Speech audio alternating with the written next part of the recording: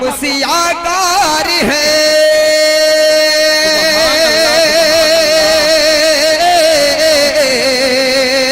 हम सियाकार हैं, हम खताकार हैं, हम सियाकार हैं, हम खताकार हैं, हम बहुत ही ज़्यादा गुनाहगार हैं, हम बहुत ही ज़्यादा गुनाहगार हैं। दिल में ज़र्रा बारा पर जो ईमान है, दिल में ज़र्रा बारा पर जो ईमान है, जाएंगे हम भी जन्नत कभी ना कभी।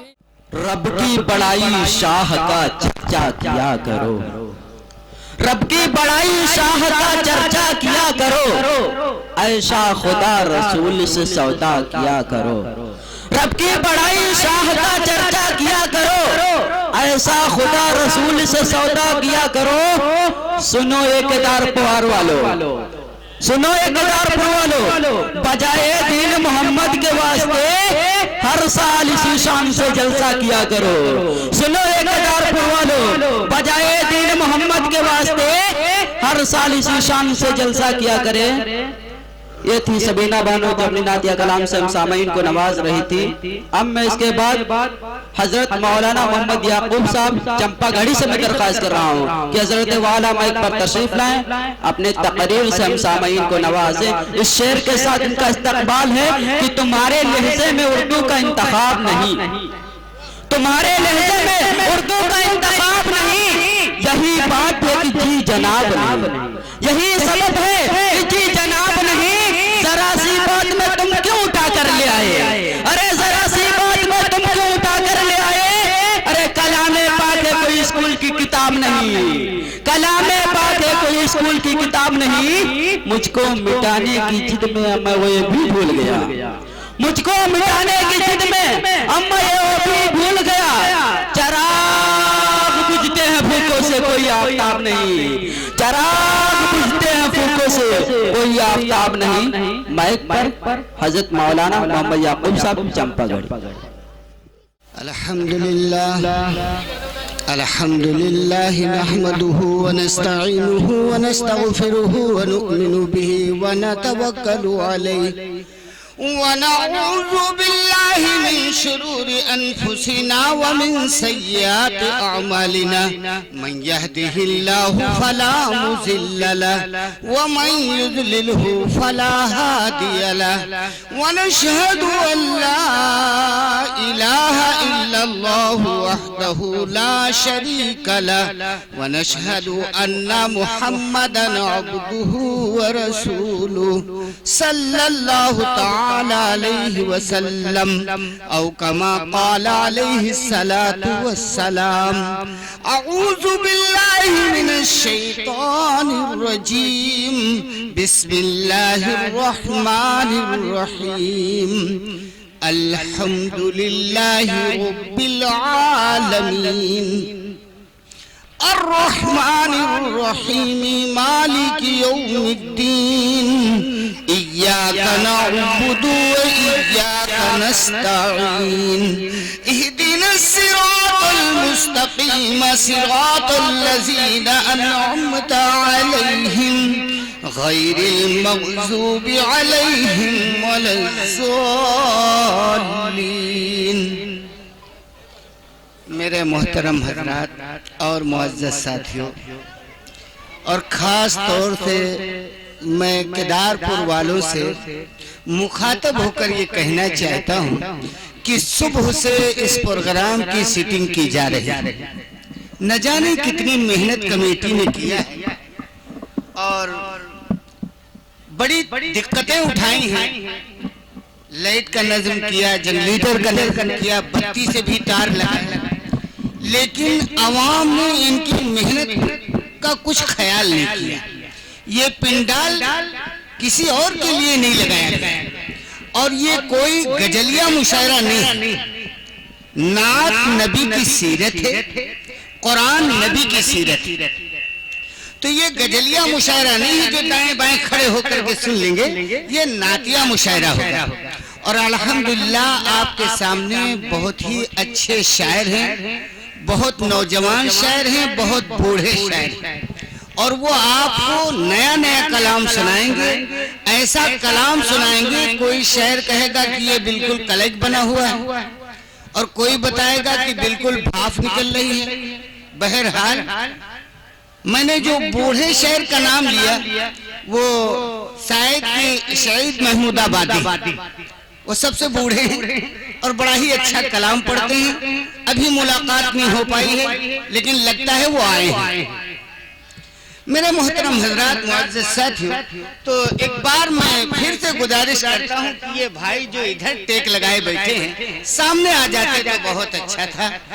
और मैं आपके सामने से बहुत ही जल्द रुखसत हूँगा, क्योंकि मुझे वापस जाना है और काफी अरसे के बाद मुलाकात हुई है। प्रधान जी और शफीक भाई और ये जितना मजमा बैठा हुआ है, करीब करीब सब लोग हमको जानते हैं।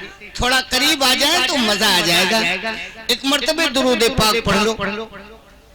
अल्लाहुम्मा सल्ली अला मुहम्मद व अला आलि मुहम्मद कमा सल्लैता अला इब्राहीम व अला आलि इब्राहीम इन्नका हमीदुम मजीद। मेरे मोहतरम हजरात और मुअज़्ज़ज़ साथियों, मैंने आपके सामने सूरह फातिहा पढ़ी और उसके तर्जुमा ये है, सूरह फातिहा का तर्जुमा ये है कि तमाम तारीफ उसी रब के लिए, तमाम तारीफ उसी रब के लिए है, तमाम तारीफ उसी अल्लाह के लिए है जिसने इस दुनिया के तमाम नक्शों को बनाया। वो अल्लाह बहुत बड़ा है और बड़ा कारसाज है। और एक बात मैं बताना चाहता हूँ कि अल्लाह का शुक्र है, उस रब का इनाम है कि हमारे पास दोनों हुनर। मैं बयान भी करना जानता हूँ और नात भी पढ़ना जानता हूँ, गीत भी पढ़ना जानता हूँ। मुझे बहुत सारे कलाम हैं जो मैं आपको सुनाऊंगा, लेकिन कहना मैं ये चाहता हूँ कि हमारे पास कोई नया कलाम नहीं, हमारे पास कोई नया कलाम नहीं और मेरी कोई चीज नई नहीं। सूरज भी हमारा पुराना है और कलमा भी हमारा पुराना है, नमाज भी हमारी पुरानी है, सूरज भी पुराना है, चांद भी पुराना है, अल्लाह का कलाम जिसे कुरान कहते हैं ये भी पुराना। हम जो नमाज में तशहुद पढ़ते वो भी पुराना, अत्तहियात पुराना और हमारा कलमे शहादत भी पुराना है, कोई नया नहीं।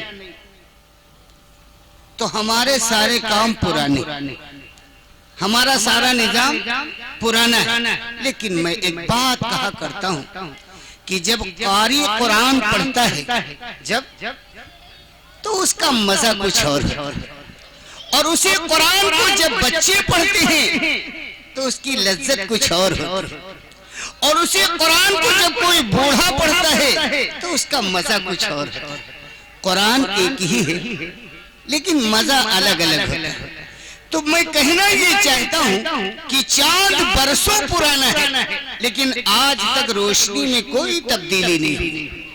ये आसमान बरसों पुराना है लेकिन न कहीं इसमें झोल है, न कहीं सिमटन है, न कहीं सिकुड़न है और न कहीं थंभर है, न कहीं थनिया। अल्लाह ने इसको यूं ही हवा के ऊपर रोक रखा। तो मेरे मोहतरम हजरात और मुअज़्ज़ज़ साथियों, ए भाई थोड़ा आप आगे बढ़ ले, आगे बढ़ ले, कोई दिक्कत नहीं, आगे बढ़ ले। हाँ भाई करीब करीब आ जाओ।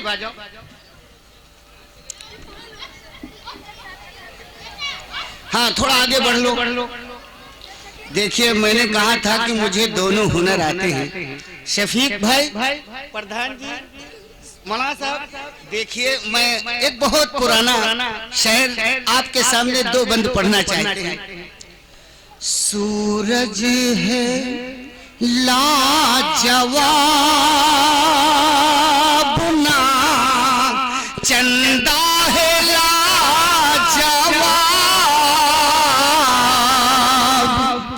सूरज है लाजवाब ना, चंदा है लाजवाब, में गुंबद खजरा है लाजवाब, सूरज है लाजवाब ना चंदा है लाजवाब, दोनों जहां में गुंबद खजरा है लाजवाब, और कहने लगे हैं झूम के रूहुल अमीन ये है, कहने लगे हैं झूम के रूहुल अमीन ये है, आमना तेरे लाल का चेहरा है लाजवाब। सुभान अल्लाह, सुभान अल्लाह, क्या बात है भाई। लाल का चेहरा है लाजवाब, और रूए नबी को देख कर कहने लगे उमर, रूए नबी को देख कर कहने लगे उमर,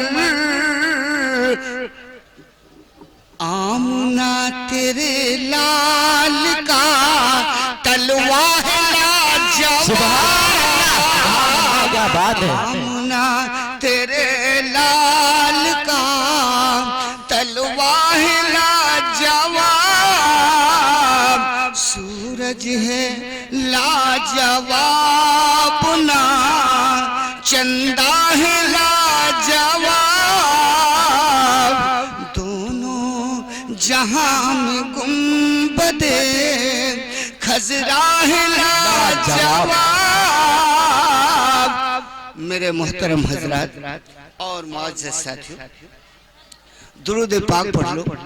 अल्लाहुम्मा सल्लि अला मुहम्मद व अला आलि मुहम्मद कमा सल्लैता अला इब्राहीम व अला आलि इब्राहीम इन्नका हमीदुम मजीद। मेरे मोहतरम हजरात और मुअज़्ज़ज़ साथियों, तो मैं ये कह रहा था कि तमाम तारीफ उसी रब के लिए, तमाम तारीफ उसी रब के लिए है, और तमाम तारीफ उसी अल्लाह के लिए है जिसने इस दुनिया के तमाम नक्शों को बनाया। चांद को बनाने वाले अल्लाह, और सूरज को बनाने वाले अल्लाह है, जमीन को बनाने वाला अल्लाह है, आसमान को बनाने वाला अल्लाह है। लेकिन मैं कहना ये चाहता हूँ कि इन तमाम के तमाम नक्शों को रब ने बनाया है, लेकिन इनके बनाने में हाथ नहीं लगाया। अल्लाह ने चांद को बनाया लेकिन हाथ नहीं लगाया। हक है, हक है। अल्लाह ने सूरज को बनाया लेकिन हाथ नहीं लगाया। अल्लाह ने इतना बड़ा आसमान बनाया और इसमें हाथ नहीं लगाया। मैं कहना ये चाहता हूँ कि ये जितने नक्शे हम आप देख रहे हैं, इन तमाम के तमाम नक्शों को बनाने वाले अल्लाह हैं, और बनाने में हाथ नहीं लगाया। ये उनकी कुदरत देखिए कि आप सब लोग जानते हैं कि जो कुछ बना है ये सब एक लफ्ज कुन से बना। बेशक अल्लाह ने फरमाया कुन हो जा, एक लफ्ज कुन से अल्लाह ने बनाया, तमाम नक्शों को बनाया लेकिन हाथ नहीं लगाया। लेकिन हमको और आपको और हमारे आपके बाप हजरत आदम नबी अलैहिस्सलातु वस्सलाम को जब अल्लाह ने बनाना चाहा तो लफ्ज हजरात और मुअज़्ज़ज़ साथियों, बीच बीच में अगर ऐसा ही रहा तो काम हो जाएगा। अगर ऐसा ही आप करते रहे तो थोड़े थोड़े उठ के जाते रहेंगे और फिर पूरा मजमे चला जाएगा। दुरूद पाक पढ़ लो। तो मैं ये कह रहा था कि अल्लाह ने जब हमारे आपके बाप हजरत आदम नबी अलैहिस्सलातु वस्सलाम को पैदा करना चाहा तो लफ्ज कुन नहीं कहा, बल्कि सबसे पहले अल्लाह ने फरिश्तों से मशवरा किया फरिश्तों से मशवरा किया। अब कुछ लोगों के दिल में ये बात खटक रही होगी कि मौलवी साहब क्या बता रहे हैं, अल्लाह जो कुछ करते हैं अकेले करते, अल्लाह किसी से राय नहीं लेते, अल्लाह किसी से मशवरा नहीं करते, अल्लाह को जो कुछ करना अल्लाह खुद करते। लेकिन जो मैं बताने जा रहा हूं उसको गौर कीजिए।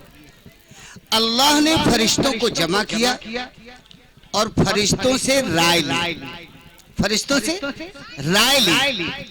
और क्या राय ली? हमारे आपके मकाम को और हमारे आपके मरातिब को अल्लाह रब्बुल आलमीन फरिश्तों को बताना चाहिए।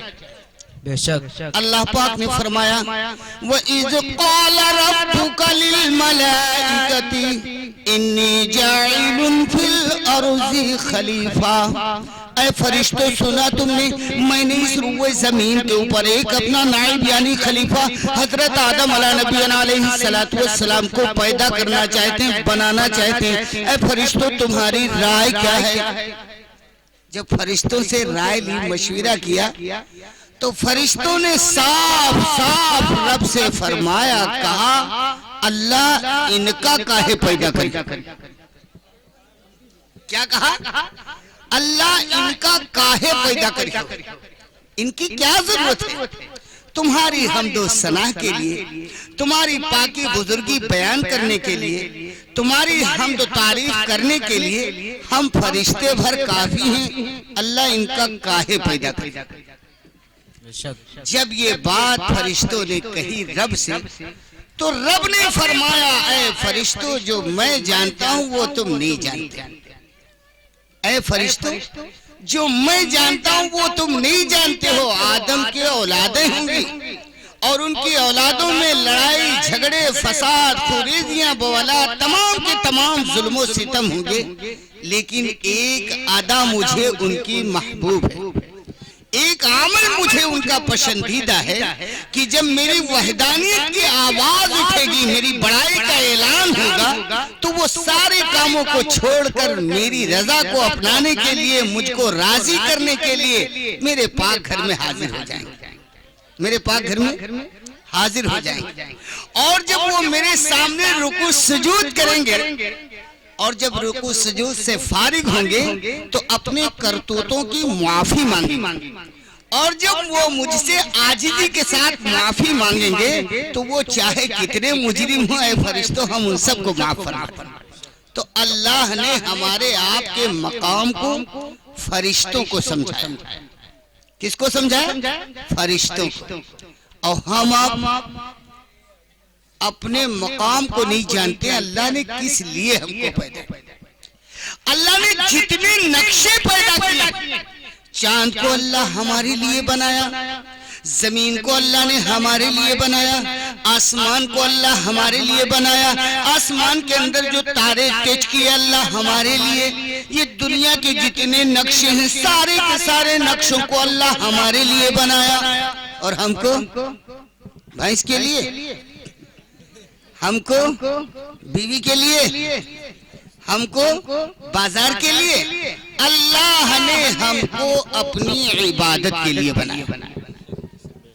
अल्लाह ने हमको अपनी इबादत के लिए बनाया। और जितनी मखलूक अल्लाह ने पैदा की है, अलावा इंसान के सारी मखलूक को अल्लाह ने इंसान के ताबे कर दिया, इंसान के ताबे कर। हजरत अली रजी अल्लाह ताला अन्हु के भाई हजरत अकील रजी अल्लाह ताला अन्हु रावी हैं, फरमाते हैं कि एक मच्छर आया और भैंस की सींग पे बैठ गया, काफी देर तक बैठा रहा, और उसके बाद जब वो उड़कर चलने लगा तो भैंस से कहा माफ कियो। तो भैंस ने कहा कौन खता किए हो, कहाँ माफ करें? अरे कहें तुम्हारी सींग पर बैठे रहन बहुत देर से। तो भैंस ने कहा कब बैठे रहो? अब आप अंदाजा लगाइए कि भैंस की सींग भैंस और मच्छर। इसने कहा कि हमें माफ कर दो, तो भैंस ने कहा कब बैठे रहो? हम कहा जाने कब बैठे रहो। तो मैं बताना ये चाहता हूं कि हाथी कितना बड़ा जानवर, हाथी कितना बड़ा जानवर है, कितना भारी भरकम, लेकिन अल्लाह ने उस हाथी को इंसान के ताबे कर दिया। अल्लाह ने उस हाथी पे इंसान को हुकूमत दी और इंसान को अल्लाह ने ऐसी अक्ले सलीम अता की है कि देखिए जब पहलवान हाथी के सर के करीब बैठता है तो उससे नौ नहीं कहता, बा नहीं कहता, तक नहीं कहता, बल्कि उसके कान के लौ के सामने नीचे अंगूठे का इशारा करता हो। कौन अंगूठे? दाहिने हाथ का नहीं, बाएं हाथ का नहीं, पैर के अंगूठे से इशारा करता। और अगर हाथी उसके इंसान के इशारे को न माने तो पिलवान मार बलछी उसके सर को झलनी कर देता, उसके सर को झलनी कर देता, बहुत मारता। अच्छा, अगर ये पिलवान हाथी से कहे लगे कि शुद्ध चलो न कचरी दे, तो जैसे भैंस ने कहा था मच्छर से कब बैठे रहो, ऐसे ये पिलवान का वजन कितना है? हो बहुत है, 30, 40, 35। अब ये हाथी से कहा कचर दे, बात मानने वाली है। और हाथी अगर नाराज हो जाए, हाथी खफा हो जाए पिलवान से, तो वो कुछ न करे, वो कुछ न करे, न कोई जोर दिखाए, न कोई गुस्सा दिखाए, बड़ी ही मोहब्बत से पिलवान को सूंड से पकड़ के नीचे गिरा दे और फिर घूम के दुम उठाए और पैखाना कर दे। बताओ ये पिलवान बची है? पिलवान बचेगा? अरे यार 12-14 किलो तो धुंधा गिरौता है। तो हाथी के पाखाने से पिलवान मर जाएगा, लेकिन अल्लाह ने इंसान को अक्ले सलीम दी, इंसान को एक मकाम बख्शा। लेकिन एक बात ये भी याद रखना कि इंसान को जब किसी तरह का नाज होता है, घमंड होता है, तकब्बुर होता है, तो अल्लाह उसको मिटा देता। अल्लाह ने नबी के बाद अगर किसी को हुस्न दिया था तो वो यूसुफ अलैहिस्सलाम को। आप सब लोग जानते हैं यूसुफ का हुस्न कैसा था, बड़ी सूरत वाले थे, लेकिन उनको अपने हुस्न के ऊपर थोड़ा नाज हो गया, घमंड आ गया। और क्या घमंड हुआ कि काश में अगर मिस्र पहुंचता तो वहां काफी कीमत का बिकता। ये नाज हो गया, घमंड हो गया। आज बहुत से भाइयों को जब अल्लाह गोरे गारे बना देते हैं तो बड़ा घमंड होता है। तो बड़ी लिपस्टिक लगावे लगते हैं, बड़ा पाउडर इस्तेमाल करते हैं, तो अल्लाह कहते हैं अब देखो हम तुम्हारे चेहरे को कैसा बनाई देते हैं। तो अच्छे भले चेहरे पे अल्लाह उनके गालों पे मुरासे निकाल देते, उनका चेहरा अच्छा नहीं लगता। तो मेरे भाइयों और दोस्तों, मैं ये कह रहा था कि अल्लाह बहुत बड़े कारसाज हैं, अल्लाह बहुत ही कुदरत वाले हैं। यूसुफ का हुस्न मिस्र के बाजार तक गया, यूसुफ का हुस्न मिस्र के बाजार तक गया, यूसुफ का हुस्न मिस्र के बाजार तक गया, और बाजार चल के खुद मेरे सरकार तक गया, बाजार चल के खुद मेरे सरकार तक गया।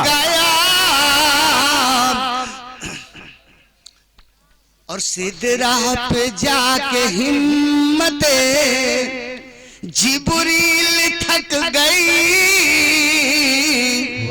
सीधे राह पे जाके हिम्मते जिब्रील थक गई,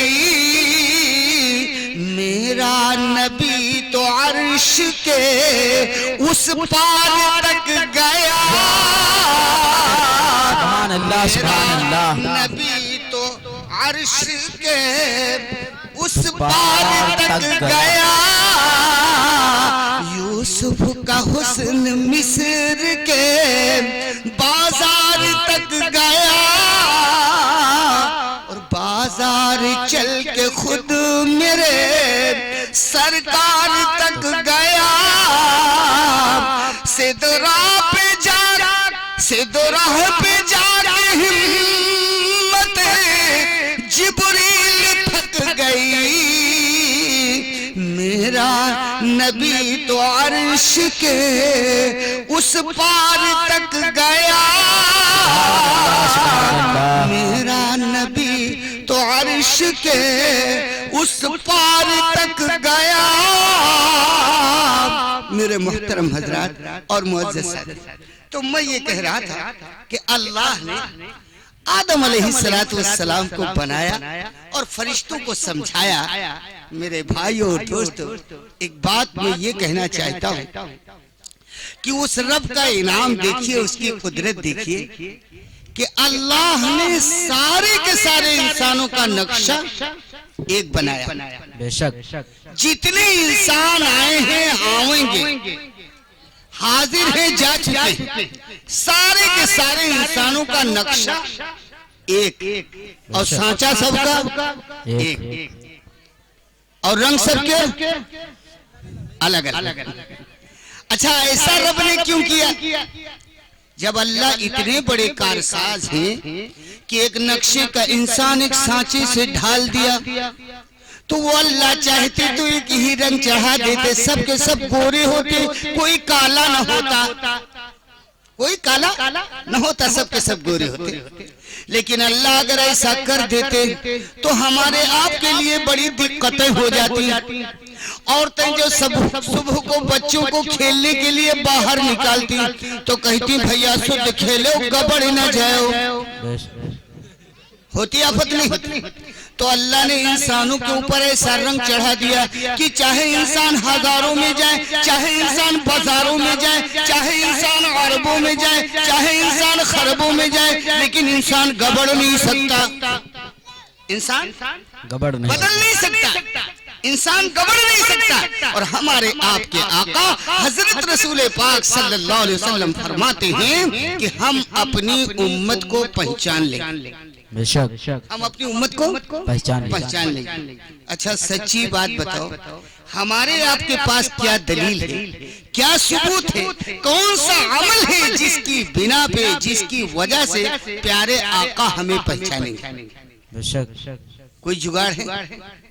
हाँ, कुछ अरसा पहले माहौल दूसरा था, आवाज क्या है? ये जितना मजमा बैठा है, इससे अगर पूछा जाए कि आज का दिन कौन सा दिन था, तो जितने लोग हैं वो सब बताएंगे जुमा। कौन सा दिन था? जुमा। लेकिन सच्ची बात अगर पूछी जाए तो जो पढ़े लिखे लोग हैं वो जुम्मा कहते हैं, और जो अनपढ़ लोग हैं वो कहते हैं जुम्मा है, जुम्मा। कहा है जुम्मा? रघु ऋषि के अंदर पुरोया है, जुम्मा है, जुम्मा। अगर कह दिया जाए कि अरे भैया थोड़ा काम है यार, हमारे धान पड़े हैं, उठवा दो तो 2.5 घंटे लगेंगे। मैं यार कैसी बात करते हो, हफ्ते में एक ही दिन बहुत जुम्मा। रघु ऋषि के अंदर पुरोया, तो हर वक्त हर लफ्ज में जुम्मा है, जुम्मा। लेकिन जब अल्लाह के पाक घर में पहुंचते हैं तो ना जुम्मा है ना जुम्मा है, सिर्फ जुम्मा। अब आप कहीं नहीं बता सके, हमरे ही किस वक्त यह माहौल, 2 रकात इमाम साहब ने पढ़ाई, पूरी मस्जिद खाली। आपो के यहाँ ऐसे यही हो रहा? अल्लाह, क्या माहौल बना रखा। ये 2 रकात जुमा नहीं है, 2 रकात जुमा नहीं है, जुमा है, जुमा है 2 रकात। लेकिन जो हर रोज हम आप ज़ोहर पढ़ते हैं उसको अल्लाह ने सुन्नत और नफिल में बदल दिया। तो 2 रकात जुमा है, बकिया ज़ोहर जो रोजाना पढ़ते थे वो पूरी अदा करना। तो जब उस तरह से अदा करेंगे तो जुमा बनेगा 14 रकात। कितना बनेगा? 14 रकात। 12 रोजाना वाली और 2 आज वाली, 14 बनेगा नहीं बनेगा। लेकिन जब हफ्ते भर के बाद मस्जिद के अंदर दाखिल हो तो सबसे पहला काम ये है कि जब अल्लाह के पाक घर में हाजिरी हो तो अल्लाह के पाक घर का कुछ हक अदा कीजिए, जिसमें वजू बना करके सबसे पहले 2 रकात तहियतुल मस्जिद, 2 रकात तहियतुल अज़ू पढ़िए। तो ये भी 4 जुड़ गई। तो मेरे भाई सारी रकातें 18 बन जाएंगी। मेरे भाइयों और दोस्तों, ये 2 रकात नमाज पढ़ने से काम नहीं चलेगा। नमाज पढ़िए, हर हाल में पढ़िए और उलमा से पूछ लीजिए कि अगर मसला हल होगा तो नमाज से हल होगा, बेशक कुर्बानी से मसला हल नहीं होगा। और चाहे पूछ लो मौलाना साहब से, अल्लाह के सामने जब हाजिरी होगी तो अल्लाह ये नहीं पूछेंगे बोलो हज किए हो कि नहीं, हाय फर्ज, लेकिन अल्लाह इसको नहीं पूछेंगे कि हज किए हो कि नहीं। कुर्बानी अल्लाह नहीं पूछेंगे कि हो कि नहीं। अल्लाह अगर पूछेंगे तो सबसे पहले क्या पूछेंगे? नमाज। सबसे पहले क्या पूछेंगे? नमाज। अच्छा, अब अक्सर आप देखिए कि जुमेरात के दिन जब मदरसे में बच्चों का पिछला सुना जाता है, आमुख्ता सुना जाता है, तो जो तेज तर्रार बच्चे होते हैं तो वो जब उस्ताद के पास पहुंचते हैं, कहा भैया पढ़ो, अल्हम्दुलिल्लाह रब्बिल आलमीन अर्रहमानिर रहीम मालिक यौमिद्दीन इय्याका नअबुदु व इय्याका नस्तईन इहदिनस सिरातल मुस्तकीम सिरातल लज़ीना अनअमता अलैहिम गैरिल मग़दूबि अलैहिम वलद्दाल्लीन। पता ये चला कि उस बच्चे ने सूरह फातिहा बहुत ही अच्छी तरह से और बहुत ही ढंग से पढ़ दिया। मौलाना साहब कहने चलो उनका सुना दो, जाओ। अब चाहे याद हो चाहे न याद हो, काम बनेगा, बना नहीं बना। और अगर पहले कहूँ चूक हो जाए, ये खाने के लगा चल, तो मेरे भाइयों और दोस्तों एक बात याद रखिए, नमाज फर्ज है और नमाज जरूरी है और नमाज पढ़ना। लेकिन हम ये देखते हैं कि नमाज न पढ़ो तो कोई लड़ाई नहीं, और कहीं कहीं सलाम न पढ़ो तो बड़ी लड़ाई। मैं एक जगह फंस गया, जिला बहराइच, तो वहां जब फंसे तो वो थे मुफ्ती, लेकिन उनके जो बड़े हैं उलमा हैं वो ये भी बताते हैं कि मौलाना अगर देवबंदी है उससे सलाम कर लोगे तो निकाह टूट जाएगा। ये किताब हमारे उलमा को न मिली है न मिल पावेगी, उनको अल्लाह जाने कहां से मिल गई है। आप अंदाजा एक ये लगावें कि अगर कोई कौम का पसिया हो, अल्लाह का बंदा है, अल्लाह ने उसको बनाया, और नबी के उम्मत में वो पसिया भी है, ये न समझ लेना हम नबी के उम्मती हो वो कोई किसी और। जितने लोग हैं सारे के सारे लोग नबी की उम्मत। और अगर वो पसिया या चमार आपसे अस्सलाम वालेकुम कहे तो क्या उसको जवाब में आप वालेकुम अस्सलाम नहीं कहेंगे? भाई कहना है, और एक लफ्ज बढ़ा करके कहना है, वालेकुम अस्सलाम हदाकुमुल्लाह, वालेकुम अस्सलाम हदाकुमुल्लाह, अल्लाह तुझे हिदायत, अल्लाह तुझे हिदायत। तो उससे हमारे हाथ मिलाने से निकाह में कमी नहीं होनी। एक आलिम हो, नमाजी हो, मुत्तकी हो, परहेजगार हो, उससे मुसाफा कर लो, निकाह टूट गया, तक कमजोर निकाह, अल्लाह हिफाजत। तो जब वो मुफ्ती साहब से मुलाकात हुई, आमना सामना हुआ, तो मुफ्ती साहब ने सलाम नहीं की। जब सलाम नहीं किया तो हमने भी सलाम नहीं किया, बैठ गए। अब दोनों आदमी बैठे, घर से चाय आई, दोनों आदमी चाय पीते रहे, चाय में कोई झगड़ा नहीं। देवबंदी बरेली के यहाँ शादी कर दे, कोई झगड़ा नहीं। देवबंदी आलू बेच रहा हो, बरेलवी आलू ले ले, कोई झगड़ा नहीं। अगर झगड़ा है तो सिर्फ मस्जिद में है और सलाम में। तो मुफ्ती साहब ने थोड़ी देर के बाद मुझसे पूछा कि आप आलिम हैं? तो हमने कहा हजरत आलिम नहीं। तो कहा हाफिज है? तो हमने कहा हाफिज भी नहीं। तो कहा फिर क्या है? तो हमने कहा बस इंसान।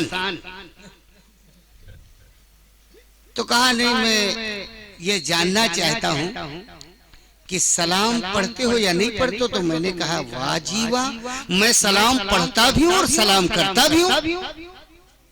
तो कहा मैं एक चीज पूछता हूँ, आप दो चीजें बताते। तो हमने कहा एक चीज पूछने की आपको तमीज है, हमको दो चीजें बताने की रब ने सलाहियत दी है। मैं जब कोई मोमिन बंदा मिलता है, अस्सलामु अलैकुम करते ही ये हो गया सलाम करना। और जब रुकू सुजूद से फारिग होते हैं, तशहुद में पढ़ते हैं अत्तहियातु लिल्लाहि व सलावातु व तय्यिबातु अस्सलामु अलैका अय्युहन नबी, ये है सलाम पढ़ना।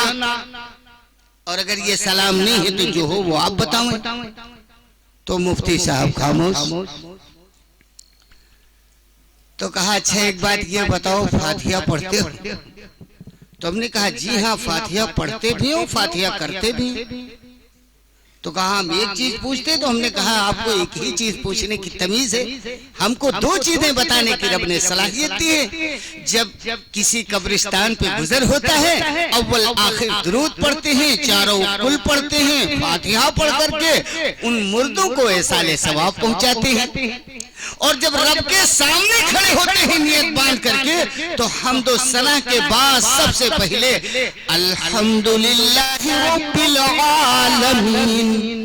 अगर ये फातिहा न हो तो जो हो आप बताओ। कुरान में अल्लाह ने सबसे पहले क्या लिखा? फातिहा। सूरह फातिहा। तो हम फातिहा पढ़ते नहीं? जी पढ़ते नहीं पढ़ते? सब लोग पढ़ते हैं फातिहा, सब लोग सलाम पढ़ते हैं, लेकिन थोड़ा फर्क। वो थोड़ा फर्क क्या है कि जितना मजमा बैठा है, इन सबको इस बात का अकीदा है, यकीन है कि जब मैं दुरूद पढ़ता हूँ अल्लाहुम्मा सल्ली अला मुहम्मद व अला आलि मुहम्मद कमा सल्लैता अला इब्राहीम व अला आलि इब्राहीम इन्नका हमीदुम मजीद, ये हमारा दुरूद फरिश्तों के जरिए अल्लाह के नबी के पास पहुँचता है। अल्लाह के नबी के पास पहुँचता है। अल्लाह के नबी कहाँ है न जाने कहाँ है, कहाँ मालूम कहाँ है, हमने देखा नहीं। ये कहते हैं रुख मेरा तरफ काबा शरीफ के, अल्लाह अकबर। काबा है कहाँ? खुदा जाने, भाई हमने देखा नहीं है, ये तो खुदा ही जान सकता है काबा कहाँ। लेकिन हम जितने लोग बैठे हैं सब जब नियत करते हैं नमाज की, तो यही कहते हैं रुख मेरा तरफ काबा शरीफ के, अल्लाह अकबर। तो मेरा दुरूद पढ़ना नबी मज़ार अतहर में है, वहां पहुंच जाता है। अब अगर फातिहा चूल्हे के पास करें तो पतीली में न लागी हो, भाई इतना ही फर्क है। लागी न हो लागी, लेकिन भाई इतना फर्क है। अल्लाह हम सबको सही समझता। तो फिर एक बात उन्होंने कही मुफ्ती साहब ने कि एक बात ये बताइए, हलवा बनता है? क्या कहा? हलवा बनता। तो हमने कहा एक बात ये बताओ, अगर हमारे यहाँ नहीं बनता है तो कभी आपने हमारे बच्चों के लिए भेजा? एक बात सुन लीजिए, हलवे का बनाना मना नहीं, हलवे का बनाना जायज, हलवे का खाना जायज। और अगर अल्लाह ने तुम्हें तौफीक दी है तो इतना हलवा बनाओ, इतना हलवा बनाओ, खुद खाओ, पड़ोसी को बांटो, बिटिया दामाद समधी समधा सबको खिलाओ। लेकिन जिस रात में हलवा बनाते हो, खुदा की कसम उस रात में हलवे की कोई सबूत ही नहीं। शबे कद्र की रात में अल्लाह के नबी ने जागा है मस्जिद के अंदर, उम्मत को ये ताईद की है, फरमाया कि तुम भी रात को जागो, नफिल नमाज पढ़ो, कुरान की तिलावत करो। रात में नमाज पढ़ो, कुरान की तिलावत करो, तस्बीहात पढ़ो, जिक्र अज़कार करो। और जब रात का तिहाई हिस्सा गुजर जाए तो तमाम उम्मते मरहुमा के लिए दुआए मग़फ़िरत करो। अगर चलने की ताकत हो तो कब्रिस्तान चले जाओ, कोई हरज नहीं। और अगर नहीं जा सकते हो तो बस जिस तरह से तुमने दुरूद पढ़ी, नबी पे पहुंच गया, आप मस्जिद के अंदर मुर्दों को ऐसा सवाब पहुंचाएंगे, सबको कब्रिस्तान पहुंच जाएगा, सबको कब्रिस्तान पहुंच जाएगा। और ये करने के बाद रात का तिहाई हिस्सा जब गुजर जाए, अगर सधे तो शहरी खा लो और रोजे की नियत कर लो। और न सधे तो बाद नमाज फजर के हेलुअक थारम गिर लो, जितना मन हो उतना खाओ, जितना मन हो उतना खाओ। लेकिन पता ये चला कि जागना न पड़े, नमाज पढ़ना न पड़े, हलवा बने।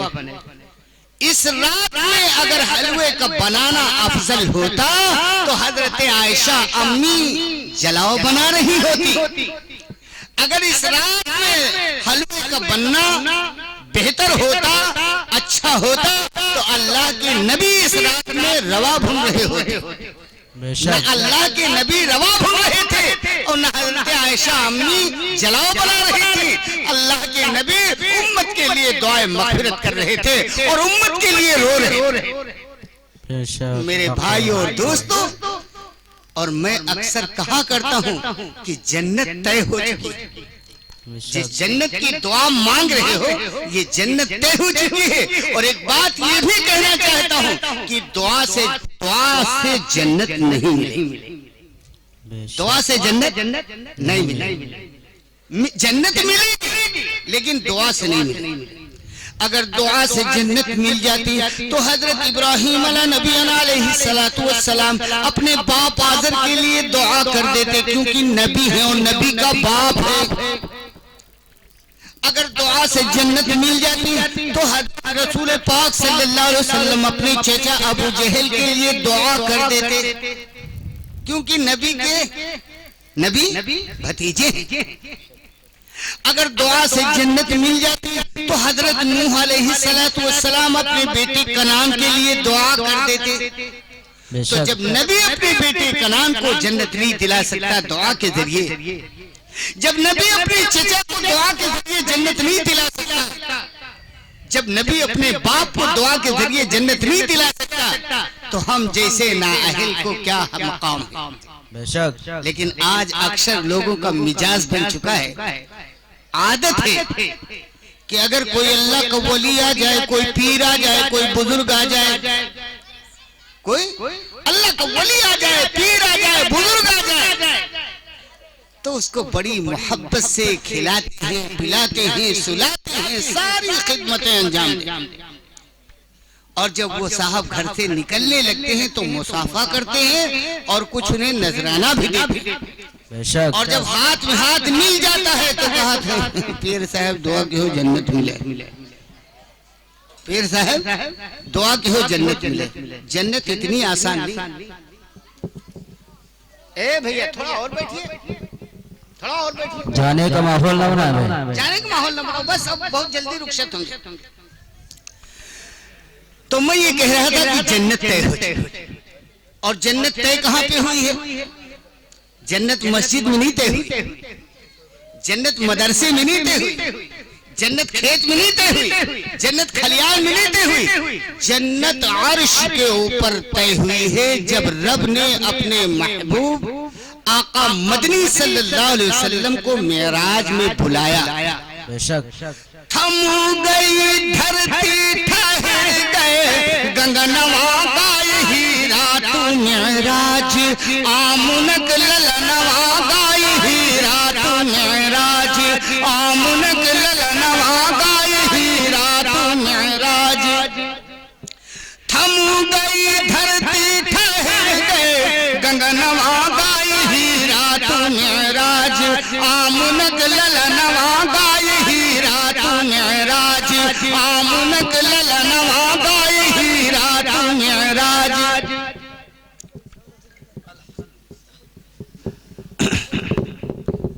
थम गई धरती, ठहर गए गगनवा गाए हीरा तू मेराज, आमुनक ललनवा गाए हीरा तू मेराज।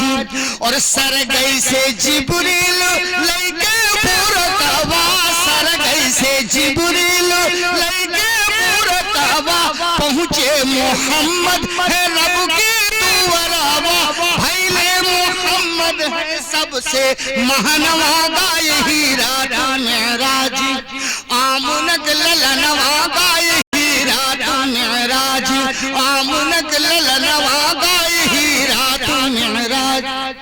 और जब नबी अलैहिस्सलाम मेराज तशरीफ ले गए तो जिब्रील अमी साथ में थे।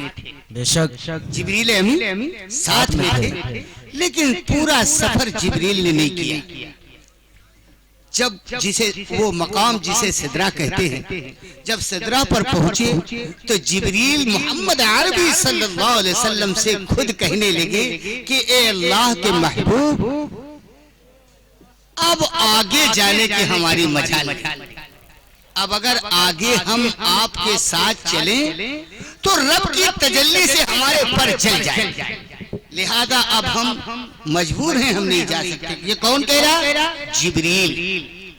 सिदरा की मंजिल पे पहुंच कर कहने लगे हैं जिब्रील अमीनावा, आगे जो चाहिए हो चल जाइए पाखानवा, गाये रात में राज आमनक ललनवा, गाये रात में राज।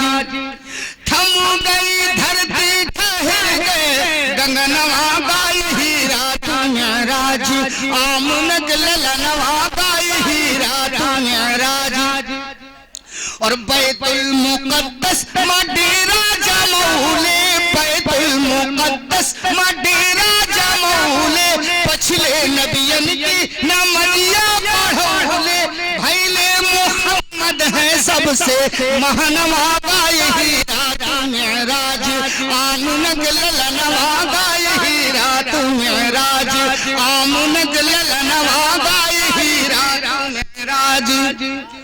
थम गई धरती ठहर गए गगनवा, गाये रात में राज आमनक ललनवा, गाये रात में राज। तो अल्लाह के नबी सल्लल्लाहु अलैहि वसल्लम जब मेराज तशरीफ ले गए और रब से मुंह दर मुंह बात हुई तो रब ने महबूब से पूछा कि महबूब आप रंजीदा क्यों? ऐ महबूब आप गमशुदा क्यों? ऐ महबूब तुमको पैदा करने से पहले मैंने कितनी बड़ी जमीन बनाई। ऐ महबूब तुमको पैदा करने से पहले मैंने कितना बड़ा आसमान बनाया। बेशक। और ऐ महबूब ये जो कुछ हमने बनाया ये सब तुम्हारे सदक़े में बना। ऐ महबूब अगर तुम्हें पैदा करना न होता तो न ये जमीन होती न आसमान होता, कुछ न होता। जब ये बात रब ने महबूब से कही तो महबूब ने अपनी जुबान मुबारक खोली और कहा कि रब मुझे गम इस बात का है कि महशर। भैया जरा देखो क्या बात है, कहाँ गड़बड़ कर दुरूद पाक पढ़ो। अल्लाहुम्मा सल्ली अला मुहम्मद व अला आलि मुहम्मद कमा सल्लैता अला इब्राहीम व अला आलि इब्राहीम इन्नका हमीदुम मजीद। तो रब ने कहा है महबूब आप मायूस क्यों हैं? तो रब ने जब ये बात कही तो महबूब ने अपनी जुबान खोली और कहा रब मुझे गम है, और गम इस बात का है कि महशर का मैदान होगा, 1,24,000 कमोबेश अंबिया अलैहिस्सलातु वस्सलाम होंगे और 1,24,000 कमोबेश अंबिया अलैहिस्सलातु वस्सलाम की उम्मतें होंगी। और मैं कहता हूँ पापी दोखी मुजरिम गुनहगार बंदा मैं भी हाजिर होगा, इतना बड़ा मजमा, और उस मजमे के अंदर सारे नबियों की उम्मत का फैसला जन्नत का होगा और अल्लाह हमारी पापी दोखी मुजरिम गुनहगार उम्मत का फैसला जहन्नम का होगा। ऐ रब मुझे गम इस बात। वो तुम्हारी जो किताब है जिसे मिलाद गौहर कहते हैं, मिलाद अकबर कहते हैं, उसमें ये शायर लिखा हुआ है, दूर से आए हुए हैं, दूर से आए हुए रंजो गम खाए हुए, दूर से आए हुए रंजो गम खाए हुए, तुम पे इतराए हुए हाथ फैलाए हुए। रब से मोहम्मद अरबी सल्लल्लाहु अलैहि वसल्लम ने कहा था कि दूर से आए हुए रंजो गम खाए हुए रब ने इतराए हुए हाथ फैलाए हुए, उम्मत गुनहगार है, उम्मत खताकार है, उम्मत जुर्मदार है, रब बख्श दीजिए। आज हम क्या कहते हैं? दूर से आए हुए हैं रंजो गम खाए हुए हैं, हाथ फैलाए हुए हैं, इतना बड़ा खत्म। हाँ बांधे खड़े। अच्छा सच्ची बात बताओ, है इसे नहीं? हाँ बांधे हो, बताओ झूठ की कोई हद है? तो जब ये बात रब ने महबूब से सुनी और महबूब को रब ने बताया कि महबूब तुम्हें उम्मत का गम, ऐ महबूब तुम्हें उम्मत का गम, तो उम्मत का गम न कीजिए। तुम्हारी उम्मत चाहे कैसी भी, चाहे गुनहगार हो, चाहे खताकार हो, चाहे जुर्मदार हो, ऐ महबूब तुम्हारी उम्मत कैसी भी हो, अहद करते हैं, वादा करते हैं तुम्हारी उम्मत को बख्श। अब शायर ने क्या कहा? तुम्हें उम्मत का गम है बख्श देंगे अहद करते हैं, तुम्हें उम्मत का गम है बख्श देंगे अहद करते हैं।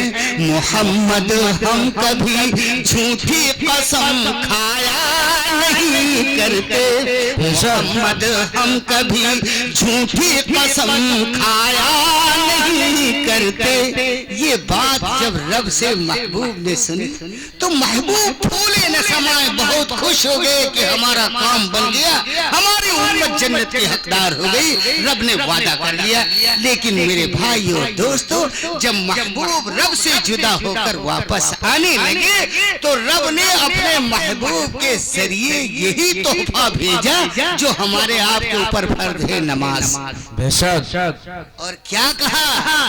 ऐ नबी अपनी उम्मत को जाकर के समझा देना, ऐ नबी अपनी उम्मत को जाकर के समझा देना, जो इसे कबूल कर लेगी, जो इसे तस्लीम कर लेगी, वो चाहे मुजरिम हो चाहे गुनहगार बख्श देंगे, और जो इसे कबूल न करे वो हज चाहे जैके हो, हज चाहे जैके हो।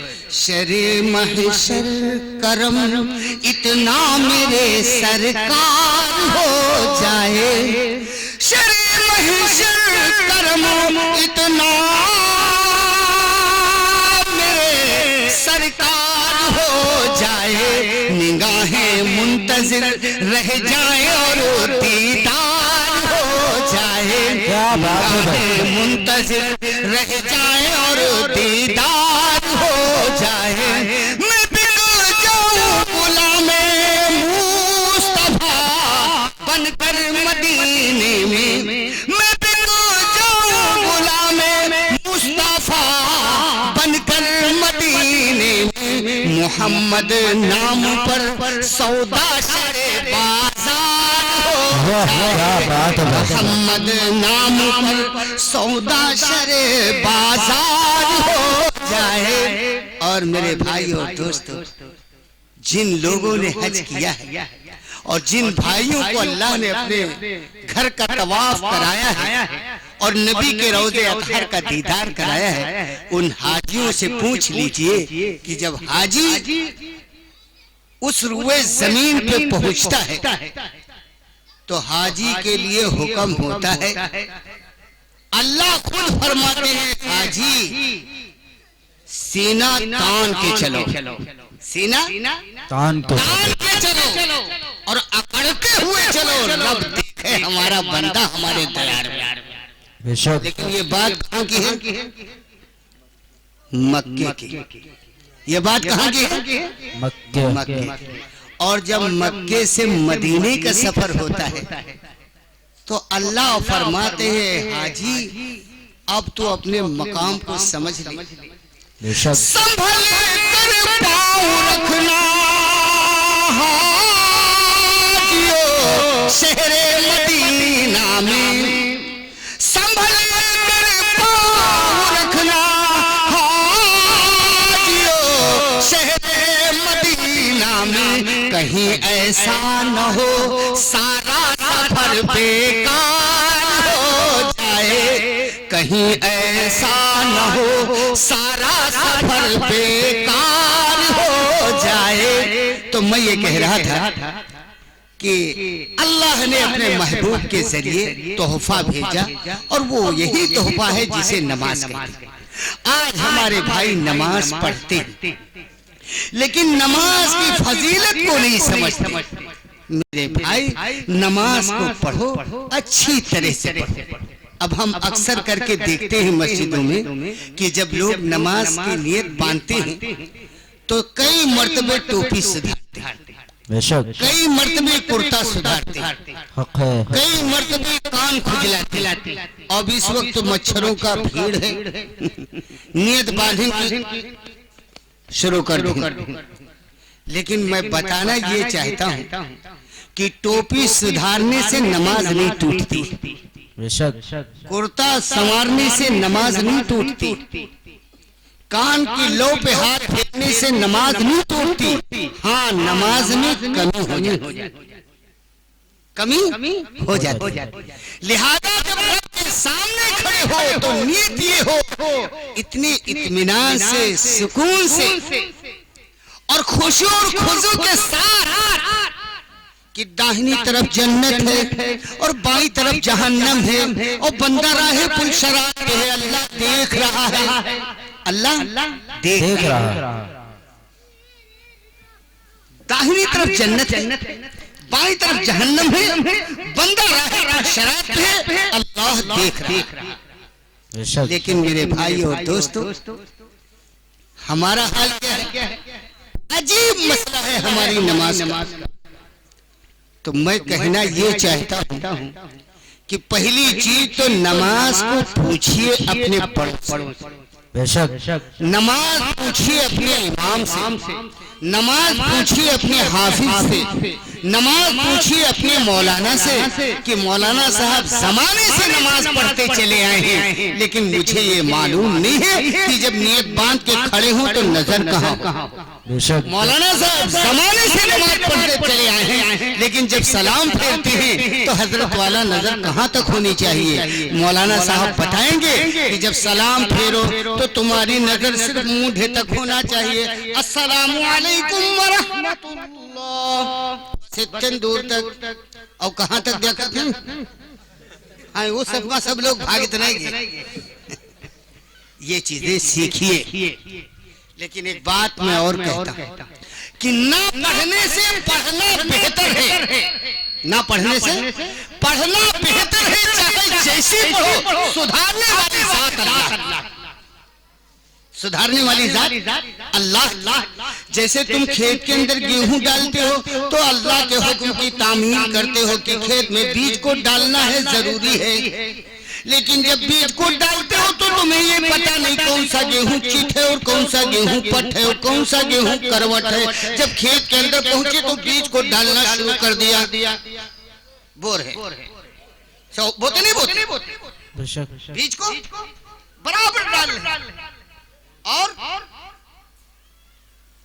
न जाने कौन सा गेहूं करवट, न जाने कौन सा गेहूं पट है, न जाने कौन सा गेहूं चिट है। लेकिन तुमने रब के हुक्म की तामील की है। जब अल्लाह सुई को निकालते हैं तो किसी गेहूं की सुई टेढ़ी नहीं होती है। चित वाले के ऊपर, पट वाले के ऊपर, करवट वाले के ऊपर, सारे गेहूं की सुई को जो अल्लाह सीधी निकाल सकता है, वो अल्लाह हमारी तुम्हारी टूटी फूटी नमाजों को भी सुधार सकता है। इंशाअल्लाह पढ़ें।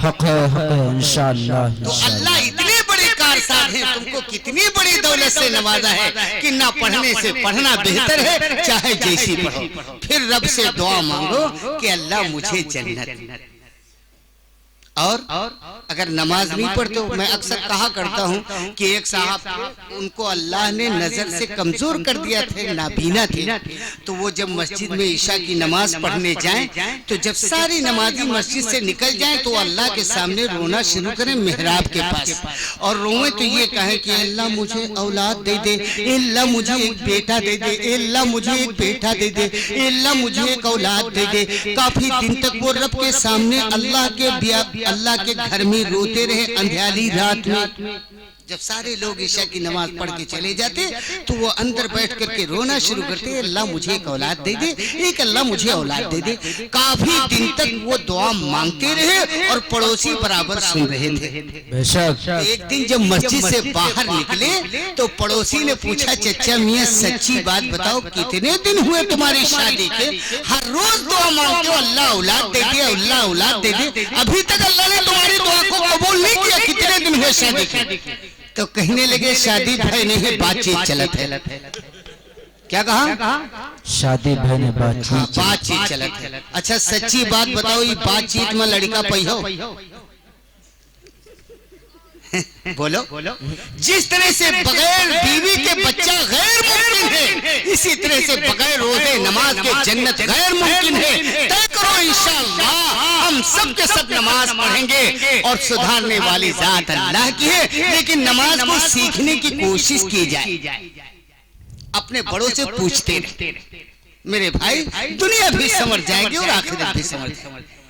अब मैं ये चाहता हूँ कि मुख्तसर माँ बहनों के बारे में कुछ आपके सामने। सबसे बड़ी बात यह है कि आज के माहौल में हमारी माँ बहनों का माशरा बहुत बिगड़ा हुआ है। और सबसे ज्यादा ये बिगड़ा है कि वो शायद नबी को सुना है कि नबी के जितने काम हैं वो सब सुन्नत है। तो नबी ने हजरत दाई हलीमा की बकरियां चराई है, लेकिन आयशा अम्मी की कोई तारीख नहीं। हमारी माँ बहनें बकरियों वाली सुन्नत लिए घूमत हैं। बेशक इनसे ये बता देना कि नबी ने बकरी चराया है सुन्नत है, लेकिन माओं का चराना सुन्नत नहीं। माँ पर्दे की चीज, बेशक। लेकिन आज हमारी माँ बहनों में बड़ी बेपर्दगी है। अल्लाह हिफाजत फरमाए और सही समझ अता फरमाए। और मैं बताना ये चाहता हूँ कि अल्लाह का बहुत बड़ा इन पे इनाम है, और वो इनाम ये है कि औरत के जितने मेकअप हैं वो सारे के सारे मेकअप जायज हैं। बस कुछ मेकअप ऐसे हैं जो हराम। बेशक। बकिया सारे मेकअप जायज है। और वो कौन सा मेकअप हराम है? जैसे ये नाखूनी लगाती है ना, तो वजू में अगर एक बाल के बराबर कहीं खुश्क रह गया तो वजू नहीं होगा। और जब इनके नाखूनों पे पालिश चढ़ी होगी वजू नहीं होगा। वजू नहीं होगा। और जब वजू नहीं होगा तो नमाज नहीं होगी। तो मैं ये कह रहा था कि इनके सारे मेकअप जायज हैं, लेकिन किसके लिए? अपने शौहर के। और इतना बेहतरीन बनाओ श्रृंगार करें कि काश जब इनका थका थकाया शौहर आए तो इनके चेहरे को देख करके गर्विता हो जाओ, इनका महबूब मान ले, इनको अपनी महबूबा मान ले, और दिल में नियत ये हो कि काश हमारे शौहर की नजर किसी दूसरी बहन पे न पड़ने पाए। बेशक। अपनी बहन की तारीफ भी शौहर से न की जाए कि फला की बीवी ऐसी, फला की बीवी इस रंग में है, फला की ऐसी है, बड़ी खूबसूरत है, बड़ी प्यारी। ये गुफ्तगू अपने आदमी से न किया जाए, मना। तो सारे मेकअप इनके जायज। लेकिन मैं एक बात और कहना चाहता हूँ कि इस रहती दुनिया में चाहे नबी का उम्मती हो या नबी की उम्मतन हो, जिसने इस रहती दुनिया के अंदर एक सुन्नत को जिंदा किया, उस दौर जमाने के 100 शहीदों के बराबर इस उम्मत का मकाम। बेशक। और वो 100 शहीद कैसे हो? ऐसे वैसे नहीं, वो ऐसे हो जिन्होंने रब के हुक्म की तामील की और नबी के तरीके को अपनाने के लिए, नबी की सुन्नत को जिंदा करने के लिए अपनी बीवी को रांड कर दिया, अपने बच्चों को यतीम कर दिया। जंग ओहद या जंग बदर जैसे मैदान में जा करके अपनी जान को अल्लाह के हवाले कर दिया। उन जैसे 100 शहीदों के बराबर इस दौर जमाने की, चाहे नबी का उम्मती हो या नबी की उम्मतन हो, अगर एक सुन्नत को जिंदा कर लिया तो उसको 100 शहीदों के बराबर सवाब मिलेगा। लेकिन आज हमारी माँ बहनें एक सुन्नत को जिंदा करना दरकिनार, न जाने कितनी सुन्नतें गायब किए घूमती। बेशक। हक है। आँख के अंदर सुरमे का लगाना सुन्नत। बेशक। आँख के अंदर सुरमे का लगाना सुन्नत, और आँख के बाहर लगाना हराम। तो ये चूक जाए, आंख में भले न लगे लेकिन एक लकीर कनपटी तक खींचत। ओका जान तो का कहा डंडी मार।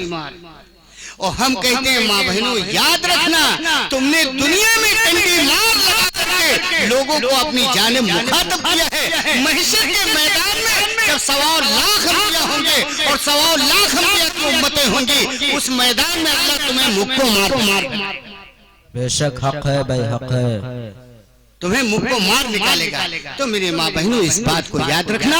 और एक बात और मैं कहना चाहता हूँ, तुमको जो मकाम अल्लाह ने दिया है, अक्सर भाई नौजवान कहते हैं कि जरा औरतों के बारे में कुछ कह देना, इसलिए कि औरतों का कोई मकाम नहीं। वो अपने आप को समझते हैं कि बीवी जो है वो मेरी नौकरानी है, बीवी जो है वो मेरी नावन है, बीवी जो है वो मेरे बच्चों की धोबन है, इसलिए अल्लाह ने हमको दिया है। मेरे भाइयों दोस्तों, इस बात को दिमाग से निकाल दीजिए। जो मकाम अल्लाह ने इनको दिया है, वो मकाम ना तो किसी वली को है, ना तो किसी कुतुब को है, ना तो किसी अब्दाल को है, ना किसी पीर को है, ना किसी फकीर को है। वो मकाम अल्लाह ने इनको दिया है। और वो मकाम क्या है? माँ के कदमों के नीचे जन्नत है और बाप जन्नत का दरवाजा। बेशक हक है। नबी के कदमों के नीचे जन्नत नहीं सुनी, किसी वली के कदमों के नीचे जन्नत नहीं सुनी, किसी बुजुर्ग कुतुब अब्दाल के कदमों के नीचे जन्नत नहीं सुनी। अगर जन्नत सुनी है तो माँ के कदमों के नीचे जन्नत है और बाप जन्नत का दरवाजा। बेशक। तो मैं ये कहना चाहता हूँ कि जो शख्स माँ को राजी कर ले और बाप को खुश कर ले, बिला झिझक जन्नत के अंदर दाखिल हो जाए। और दूसरा मकाम ये है कि लड़की पैदा हो तो रहमत। क्या है? पैदा हो तो रहमत। और जब वो शादी के लायक हो जाए और बाप अपना हक अदा कर दे, उसे ससुराल भेजे, तो जिस वक्त उस बच्ची के कदम घर के अंदर पड़े, उस घर में रहमत। बेशक। पैदा हो तो रहमत, और जब उस ससुराल में कदम रखे तो बरकत। और तीसरा दर्जा क्या है कि जब वो एक बच्चे की माँ बन जाए तो उसके कदमों के नीचे जन्नत।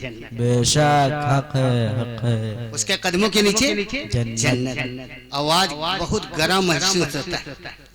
अक्सर करके जब गुफ्तगू होती है तो कहते हैं मौलाना साहब क्या बताऊं, लड़कियां गले लगी हैं, चार हैं, चार।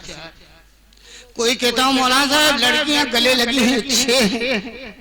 कोई कहता हूँ मौलाना साहब लड़कियां गले लगी हैं, 9। मेरे भाई और दोस्तों, मैं एक बात बताना चाहता हूँ, वो लड़कियां गले नहीं लगी हैं।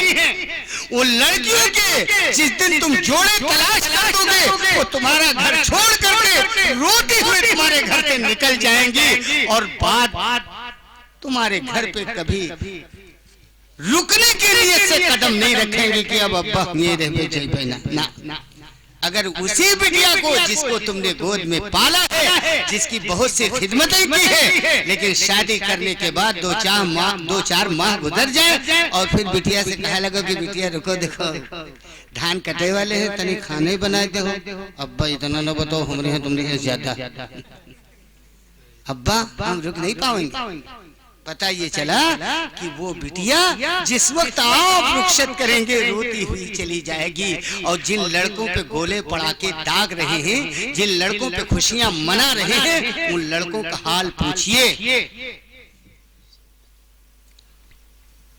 उन लड़कों से हाल ये पूछिए, अगर तुमने उनको दीनी तालीम सिखाया है, उनको हाफिज आलिम बनाया है, तो वो तुम्हारे मकाम को समझेंगे। और अगर तुमने उनको दीनी तालीम नहीं सिखाया है, हाफिज आलिम नहीं बनाया है, मौलवी नहीं बनाया है, तो वो तुम्हें ऐसी पिटाई करेंगे जो बुढ़ापे में याद कर। बेशक। कहन हुआ ना ऐसा, लड़का 4 हैं जो आधी रहे तो जो आधी रहे तो 2, और हम कहीं थे जो एक मुक्का रहे तो 4।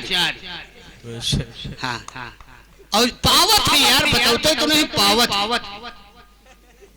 लेकिन ये मजाल लड़कियों में नहीं। तो मेरे भाई और दोस्तों, मैं ये कह रहा था कि माँ के कदमों के नीचे जन्नत है और माँ का पेट जो है वो जन्नत का नक्शा है, नमूना। बेशक। माँ का पेट जो है वो जन्नत का नक्शा है, नमूना है। और वो इसलिए है कि जन्नत के अंदर सारी चीजें, जन्नत के अंदर दूध की नहरें हैं, जन्नत के अंदर शहद की नहरें हैं, जन्नत के अंदर बड़े बड़े बागात हैं, जन्नत के अंदर बड़े बड़े महलात हैं, जन्नत के अंदर आयश आराम है, खाना है, पानी है, सब कुछ है। लेकिन हजरत वाला बैठे हैं पीछे, पूछ लो कि जन्नत के अंदर कोई जुगाड़ पैखाने का है? अगर खाना खाओ काश पेट बिगड़ जाए तो कोई जुगाड़ पैखाने का खाना है, वो पैखाना नहीं। जन्नत के अंदर खाना है, ऐश है, आराम है, सब कुछ है, और पैखाना नहीं। इसी तरह से माँ के पेट के अंदर बच्चे के बनने की जगह है, बच्चे के सोने की जगह है, बच्चे के खाने की चीजें हैं, बच्चे को पीने की चीजें हैं। अगर इसमें यकीन ना हो मेरे भाई एक बार गौर कीजिए, अगर किसी को शक हो कि ये तो मौलवी झूठ कहते हैं, ये तो आलिम झूठ कहते हैं, तो मैं दावे के साथ कहता हूँ वो कामिल मुसलमान नहीं है। बेशक हक है। इसलिए कि अगर माँ के पेट के अंदर अल्लाह ने अगर बच्चे को पानी पिलाया नहीं तो बच्चा पैदा होते ही पेशाब कैसे किया? अगर अल्लाह ने माँ के पेट के अंदर बच्चे को खाना खिलाया नहीं तो बच्चा पैदा होते ही पाखाना कैसे किया? इससे पता ये चलता है कि बच्चे के आयुष की जगह माँ के पेट में है और बच्चे के बनने की जगह माँ के पेट के अंदर है, बच्चे की राहत और चैन और सुकून की जगह माँ के पेट में है। लेकिन जब बच्चे को पाखाने की हाजत हुई तो अल्लाह ने कहा अब निकलो, अब निकलो, पैखाने के लिए हमने दुनिया बनाई है, चलो पैखाना दुनिया में करो। कहाँ करो? दुनिया। तो मेरे भाइयों दोस्तों, मैं इसलिए कहता हूँ कि माँ का पेट जो है वो जन्नत की क्यारी है, जन्नत का नक्शा है, जन्नत का नमूना है, और बाप जन्नत का दरवाजा है। अल्लाह पाक कहने से ज्यादा सुनने पर और सुनने से ज्यादा हम सबको समझकर अमल की तौफीक अता फरमाए। अब मैं ये चाहता हूँ, आपसे मादरत चाहता हूँ कि मुशायरा है और बड़े अच्छे दुरूद पाक पढ़।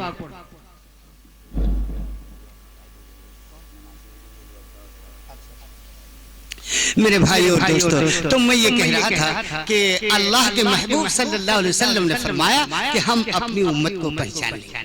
तो प्यारे महबूब ने इस रहती दुनिया के अंदर अपनी उम्मत को एक इस्लाह की है, अपनी उम्मत को एक ट्रेनिंग दी। खुदा जो कुछ फरमाता है वो पैगंबर समझते हैं, खुदा जो कुछ फरमाता है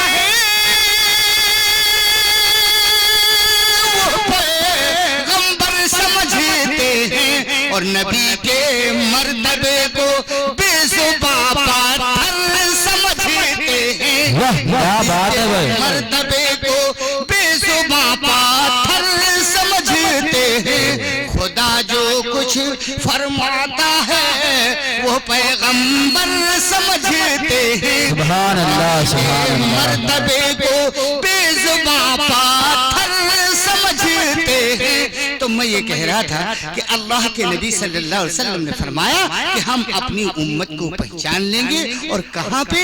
जहाँ 1,24,000 अंबिया अलैहिस्सलातु वस्सलाम होंगे और 1,24,000 अंबिया अलैहिस्सलातु वस्सलाम की उम्मतें होंगी, और पापी दोखी मुजरिम गुनहगार बंदा मैं भी हाजिर होऊंगा। इतना बड़ा मजमा होगा, और उस मजमे के अंदर प्यारे महबूब फरमाते हैं कि हम अपनी उम्मत को पहचान लेंगे। अब आप अंदाजा लगाएं कौन सी सनद होगी, क्या सबूत होगी, अल्लाह के नबी कैसे पहचानेंगे? तो अल्लाह के नबी ने फरमाया कि हम अपनी उम्मत को एक ट्रेनिंग बतलाई है, हम अपनी उम्मत को एक इस्लाह किया है। अपने नबी ने फरमाया हमने अपनी उम्मत को एक तरीका बताया है। वो कौन सा है? कि जब बंदा रब के सामने खड़े होने का इरादा करता है, नियत करता है, तो अल्लाह फरमाते हैं, प्यारे महबूब कहते हैं कि सबसे पहले तुम्हारा काम यह है कि अपने आज़ा को धुलो, जिसे वजू कहते हैं, जिसे वजू कहते हैं। अपने आज़ा को धुलो जिसे वजू कहते हैं। तो जब बंदा रब के सामने खड़े होने की नियत करता है तो सबसे पहले कुल्ली करता है, गट्टों तक हाथ धोता है, नाक में पानी चढ़ाता है, अपना चेहरा धुलता है, दाहिना हाथ धुलता है, दाहिना पैर धुलता है, बायां हाथ धुलता है, बायां पैर धुलता है। और अल्लाह के नबी फरमाते हैं कि जब वजू करने लगो तो दुनिया की बातें न किया करो, और इतने इत्मीनान से भी वजू न करो कि आज़ा खुश्क हो जाए, इसको धोते ही इधर वाला सूख जाए। वजू ताजा ताजा रहे तो बेहतर है। वजू का पानी जब खड़े हो तो आजा से टपकता हो, ताजा हो वजू, मालूम ये हो कि अभी किए, ये नहीं कि बातों में एक पैर धुला और जब दूसरे का नंबर आया तो पहले वाला सूख गया। वजू ताजा होना चाहिए। तो जब बंदा वजू करता है अपने चेहरे को धुलता है, तो दुआ पढ़ता है। जब बंदा नाक में पानी चढ़ाता है तो दुआ पढ़ता है, अल्लाहुम्मा अरिहनी राइहतल जन्नति वला तुहिनी राइहतन नार। अल्लाह मुझे जन्नत की खुशबू सुंगा और जहन्नम की बदबू से बचा ले। और जब बंदा चेहरा धुलता है तो दुआ पढ़ता है, अल्लाहुम्मा बैद वजही यौम तबय्यज़ु वजूहु व तस्वद्दु वजूह। अल्लाह चेहरे को चमकदार बना उस दिन के लिए जिस दिन तेरी मखलूक के चेहरे स्याह होंगे। जब बंदा हाथ धुलता है तो दुआ पढ़ता है, अल्लाहुम्मा आतिनी किताबी बिअमली खासिबनी हिसाबन यसीरा। अल्लाह मेरे नाम अमाल को दाहिने हाथ में देना और पुष्ट की जानिब से न देना, सामने से आता करना, ताकि मैं लोगों को दिखाता फिरूं मुझे जन्नत का परवाना मिल गया, मुझे जन्नत का टिकट मिल गया। और जब बंदा पैर धुलता है तो दुआ पढ़ता है, अल्लाहुम्मा सब्बित कदमैया अला सिराति यौम तंज़ीलुल अक़दाम। अल्लाह मेरे कदमों को जमाना राहे पुरशरात पे। अल्लाह जिस दिन तेरी मखलूक के कदम फिसलेंगे, जिस दिन तेरी मखलूक के कदम फिसलेंगे। मेरे भाई और दोस्तों, और एक बात और अर्ज करनी है कि हमारे बहुत से भाई अपने मोबाइल की पाबंदी नहीं करते। मस्जिद के बाहर लिखा लगा होता है या मस्जिद के अंदर जाने के बाद नजर पड़ती है कि जब मस्जिद के अंदर दाखिल हूं तो अपने मोबाइल स्विच ऑफ कर दें, लिखा लगा होता है, इसलिए कि कोई ऐसा टोन न बजने पाए जिससे तुम्हारी नमाज में कमी आ जाए।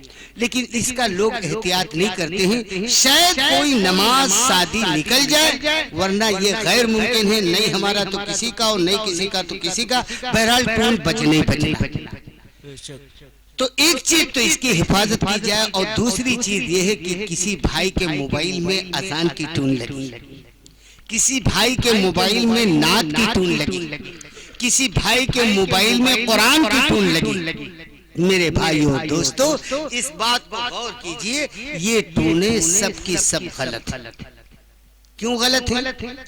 हमारी अजान का एक टाइम है, हमारी अजान का एक टाइम है, मुकर्रर है। हमारी अजान संख नहीं है, जो जावे बजा ले, जो चाहे बजा ले, जब चाहे तो बजा ले। हमारी अजान का एक वक्त है, हमारी अजान संख नहीं है, जब चाहो तो बजाओ। हमारी अजान का एक टाइम। और मेरे भाइयों दोस्तों, सबसे बड़ी गलती ये होती है कि जब साहब पेशाब खाने में पहुंचते हैं और मोबाइल में टून अजान की लगी होती है तो पता ये चला कि पेशाब खाने में अजान हो रही है, पेशाब खाने में अजान हो रही है। पता ये चला कि कुरान की टून लगी है और पाखाने में साहब गए हैं तो कुरान पाखाने में पढ़ा जा रहा है। कुरान पाक जगह पे पढ़ना चाहिए, पाक हाथों से छूना चाहिए, बावजू पढ़ना चाहिए। कुरान ऐसा वैसा नहीं है, कुरान अल्लाह का कलाम है और पाकीज़ा कलाम है। और मेरे भाइयों दोस्तों, मैं अक्सर ये बताया करता हूँ मुदर्रिसों से कि मदारिस के अंदर बच्चे इसका एहतिमाम नहीं करते। वो क्यों नहीं करते हैं? कि कुरान को कुरान समझते हैं और जिसे यस्सरनल कुरान कहते हैं उसको कुरान नहीं समझते। इसलिए कि कुरान का जुज़दान बेहतरीन होता है, कुरान को सीने से लगा करके चलते हैं और कुरान को छूने से पहले चूमते हैं, वजू करते हैं। लेकिन जब यस्सरनल कुरान लेकर के चलते हैं तो खाद वाली बोरी में लपेट लेते हैं बस। हाँ, भैया को बोरिया दे दें और हम किताब लपेट। और भैया जब पहुंचे हुआ तो जब बोरिया बिछे तो किताब हुआ बोरिया ही। मेरे भाई, ये बेअदबी हो रही है। यस्सरनल कुरान भी अल्लाह का कलाम। बेशक। और मैं दूसरी चीज ये बताना चाहता हूँ कि अक्सर माएं, अक्सर हमारे जवान ये बात कहा करते हैं कि मौलाना साहब दुआ कीजिए हमारे बच्चों को अल्लाह इल्म की दौलत से नवाज दे। मेरी माँ बहनों, मेरे भाइयों, मैं अक्सर कहा करता हूँ कि या तो तालीम, दीनी तालीम के मदरसे से हासिल होगी या तो माँ की गोद से। बेशक, दो ही मदरसे हैं इज्जत के लिए। अगर अल्लाह ने किसी को मकाम दिया है, किसी को इल्म की दौलत से नवाजा है, तो वो सिर्फ दो ही जगह है, या तो दीनी तालीम का मदरसा या तो माँ की गोद। अगर माँ नेक है, आलिमा है, अल्लाह की वलिया है, है, नेक बनती है, वो अपने बच्चों को तरबियत लगाती है कि बेटे खड़े होकर पेशाब न करना, बेटे बैठ करके पेशाब करना। बेशक। और जब वो अल्लाह की वलिया होती है तो अपने बच्चों को जो है अपने बच्चे को कलमे शहादत पढ़ाती है और अपने बच्चे को ये ऐसी वसीयत करती है कि ए बेटा जब दादा जान के ऊपर नजर जाए तो सबसे पहले सलाम किया करो, सलाम।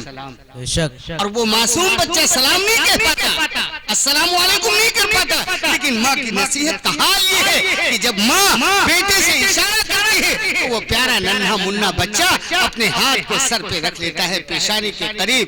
माँ कहती देखो भैया सलाम करे थे, दादा भैया सलाम कर रहे थे।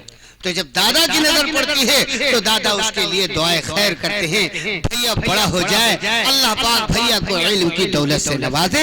ये किसकी बात है? अल्लाह की वलिया नेक बंदी की। और जिनको अल्लाह ने इल्म की दौलत से नहीं नवाजा है वो अपने बच्चों को ऐसी तरबियत नहीं लगाती है, बल्कि अपने बच्चों को गाली सिखाती हैं, अपने बच्चे को मार सिखाती हैं। और जब मियाँ बीवी इकट्ठा होते हैं, बच्चे को गोद में लेते हैं तो माँ कहती भैया अब्बू को मार दो। तो जब वो अपने नन्हे हाथों से अब्बू को मारता है तो अम्मी खुश होती है, हमरा भैया मार दे, हमरा भैया मार दे। चंद मिनट के बाद अब्बू ने अपनी जानिब बेटे को मुखातब किया और मुखातब करके बेटे से कहा भैया अम्मी को मार दो। तो जब उसने अम्मी को मारा तो अब्बू बहुत खुश हुए, हमरा भैया मान ली, हमरा भैया मार दी। अम्मी अभी दोनों ये तालीम दे रहे। अब जब बच्चा बालिग हुआ, सयाना हुआ, तो उसने अपना पिछला याद किया, माँ पढ़ाई कर रहा है, अम्मा पढ़ाई कर। तो जब इन्होंने मांगा पानी तो भैया ने उठाया लाठी। अब कहें क्या कहा? मौलाना साहब दुआ करो बन जाए, सुधर जाए। अगर मौलाना ही सुधारत होती तो फिर क्या जरूरत है? सबका सुधार दी, बिगाड़ो तुम, सुधारे मौलाना। अल्लाह हिफाजत। मेरे मोहतरम हजरात और मुअज़्ज़ज़ साथी, तो मैं ये कहना चाहता हूँ कि टाइम ज्यादा नहीं हुआ है, लेकिन जो शोहरा इकराम बुलाए गए हैं उनकी नाते सुनना है। लिहाजा मैं ये चाहता हूँ कि बस दो बंद गीत के हैं वो समाप्त फरमा लें पूर्वी के, और बस मैं आपसे रुखसत हो जाऊं। घड़ियां गिन गिन दिन बीतत हैं, रतियां गिन गिन तारे। घड़ियां गिन गिन दिन बीतत हैं, रतियां गिन गिन तारे। घड़ियां गिन गिन